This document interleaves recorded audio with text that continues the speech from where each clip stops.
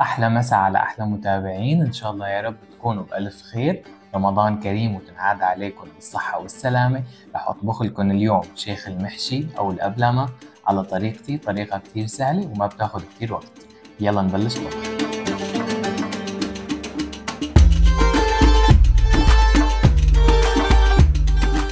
رح أعمل معكم أول شي الحشوة لأنه بدي استخدمها وهي باردة. بمقلاية على نار بسخنها شوي، بضيف ملعقتين من زيت الزيتون،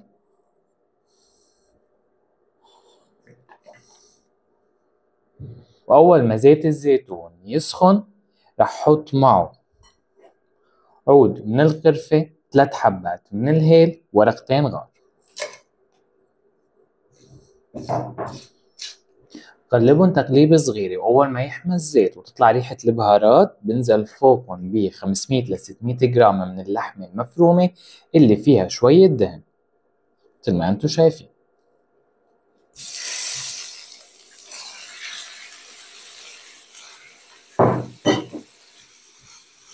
طبعا النار عنا متوسطة لقوية. برفدهم كتير منيح لحتى تتحمر اللحمة ويتغير لونها. بعد ما تحمرت اللحمة وتغير لونها ونزلت ميتها وفحت ريحة البهارات، رح ضيف بصلة حجم متوسط مبروشة اختياري مثل ما انتم شايفين، وقلبهم شوي صغيرة. طبعا هي الخطوة اختيارية، انتم فيكم ما تضيفوا بصلة او تخليكم بس على اللحم والبهارات الخشنة والبهارات اللي رح ضيفها بعد شوي. رح قلبها شوي لحد ما تطلع ريحتها. النار عندنا كمان بعدها متوسطة لقوية. هلا تقريبا اللحمة صارت جاهزة، رح ضيف لها البهارات واتركها لتستوي. رح ضيف مقدار ملعقة صغيرة من الثوم البودرة،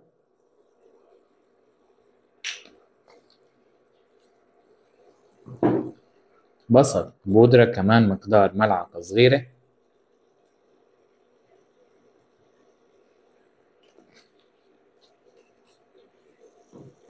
فلفل مقدار ملعقة صغيرة أو حسب الرغبة، وممكن تستغنوا عنه بس أنا بحب طعمته كثير بالحشو.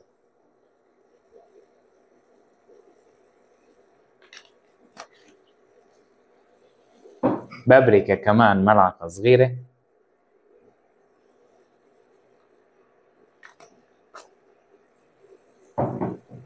بهارات مشكلة كمان ملعقة صغيرة،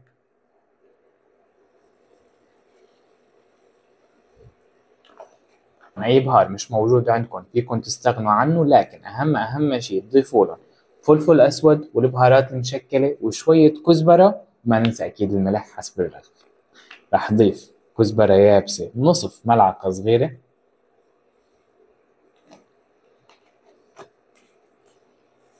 ورح ضيف آخر شي ملح حسب الرغبة، يعني تقريبا ملعقة صغيرة، أنا ما بحب الأكل كتير مالح. قلبهم كتير منيح لحتى البهارات تختلط مع اللحمة. بعد ما قلبتهم والبهارات تجانست مع اللحمة كتير منيح، بنوص تحتهم وبتركهم تقريبا من 5 ل7 دقايق يستووا، تستوي اللحمة كتير منيح. الصراحة يا ريت تكون معي تشموا الريحة قديش طيبة.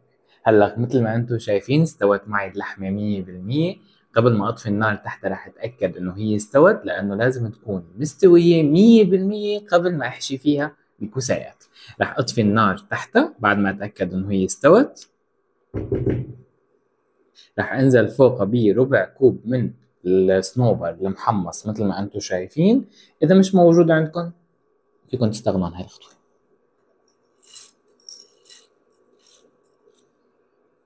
بترك شوي على جنب منشان الزينة. قلب الصنوبر واللحمات كثير منيح.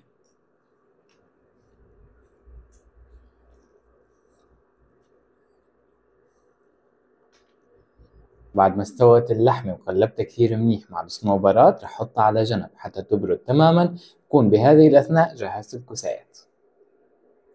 وهلق بعد ما جهزت الحشوة وتركتها على جنب لحتى تبرد، رح نحفر أنا وأنتو مع بعض الكوسايات. بدي تقريبا كيلو من الكوسة، يعني يكونوا تقريبا بهذا الحجم. إذا كانوا أكبر شوي بهذا الحجم مثلا كمان ما بيأثر، أنتو شوفوا شو أكتر شي بيناسبكن بالسوق وجيبوه، بس أهم شي ما تكون حبة الكوسة كثير كبيرة. هلا بنجيب الكوساية، أول شي بنشيل الراس تبعها، بنحاول قدر المستطاع ما تميل إيدنا مثل ما أنتم شايفين. بحال مالت إيدنا ممكن نسوي سطحة شوي صغيرة، يعني هيك صارت تمام. هلا بنشيل هي اللي ورا من هون، أيضا ما بنجور كثير على الكوساية، بنشيل بس اللي هي من ورا مثل ما أنتم شايفين. أما بالنسبة للحفر بنجيب الحفارة وبنقيس على هوا طول الكوساية مثل ما أنتم شايفين، وبنبلش نحفر بهذا الشكل. أول شي بنشيل شوي من أول الكوساية من فوق، وبعد هيك بنبلش بنحفر لجوا. أهم شي ونحن عم نحفر نضلنا ماسكين الحفارة بنفس مقاس الكوساية اللي معنا، منشان نتجنب إنه تنثقب الكوساية ونحن عم نحفر.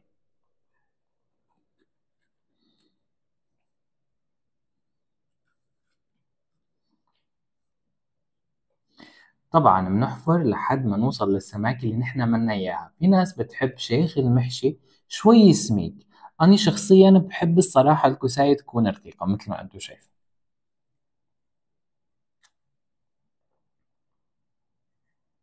رح كمل باقي الكمية وأرجع لكم.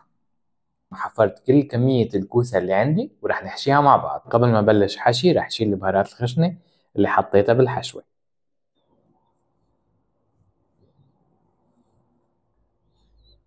بنجيب ملعقة صغيرة والكوساية اللي نحن حفرناها وبنحشيها مثل ما أنتم شايفين.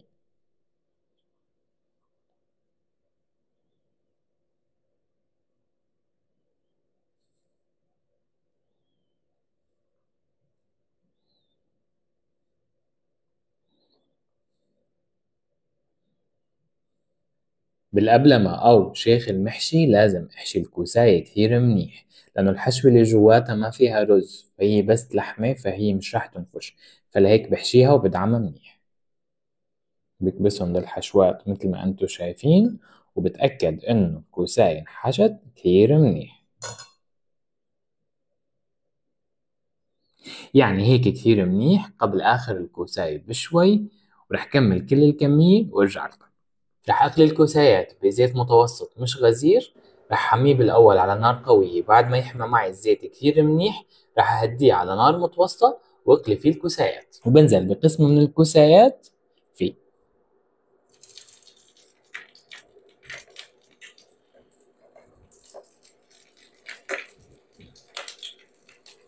مثل ما انتم شايفين بهذا الشكل.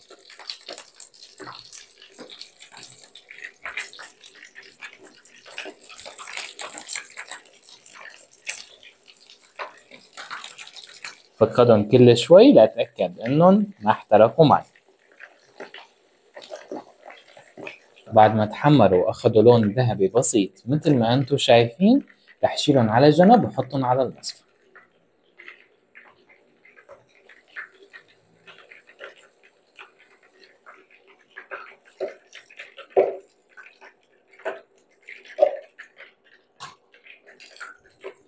رح كفي قلي باقي الكمية وارجع لكم مشان نعمل الخطوة الأخيرة واللي هي اللبن. وهلا رح أعمل أنا وأنتو آخر خطوة واللي هي اللبن الرايب. أول شي بدي 2 كيلو من اللبن الرايب. أهم شي يكون اللبن خرج طبخ وتكون حموضته شوي عالي. رح ضيف له ملعقتين طعام من النشا وملح حسب الرغبة.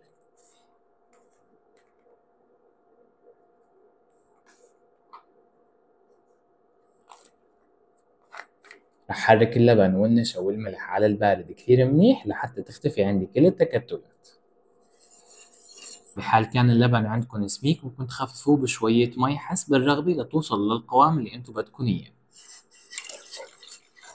انا شخصيا خففته بشوية مي لانه اللبن اللي انا بشتريه قوامه عندي كان كثير سميك، لهيك خففته بشوية مي لوصل معي لهالقوام اللي انتو شايفينه.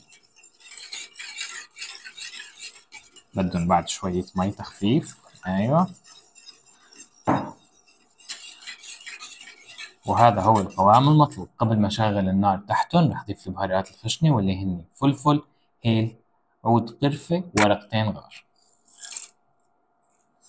بحركهم شوي وبشغل النار تحتهم. النار لازم تكون متوسطة لقوية، ما لازم تكون كثير قوية، لازم تكون فوق المتوسطة بشوي، وبضلني عم حركهم لحتى يشتد قوامهم. وقبل ما يغلوا بشوي رح انزل فوقهم بالكوسايات. رح استمر بالتحريك والنار شغالة تحتهم، والتحريك لازم يكون على الرايق على الهادي، ما بحرك على السريع، هيك لحتى يشتد قوامهم ويغلوا معي.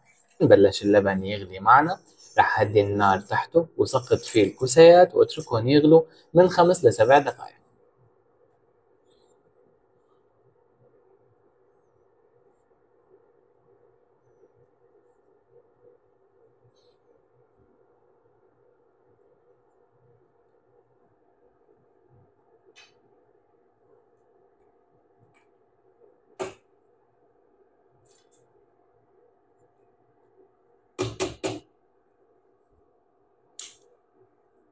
طبعا اهم شيء متابعيني ما نغطي اللبن احلى ما يفرط، خصوصي بعد ما يوصل لهي المرحلة ونحط الكوسايات فيه. رح اترك الكوسة يغلي باللبن لمدة 5 ل7 دقائق، ورح اترك لكم المقادير بالتفصيل على الشاشة وبرجع لكم مشان نقدمها مع بعد الفاصل.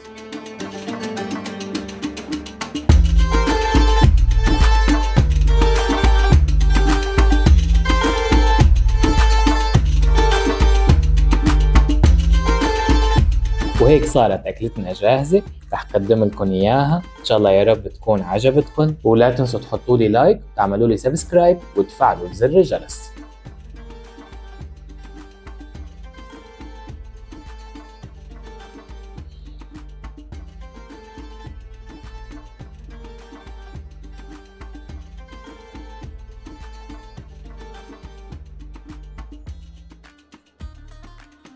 ما ننسى شوية صنوبر على الوجه.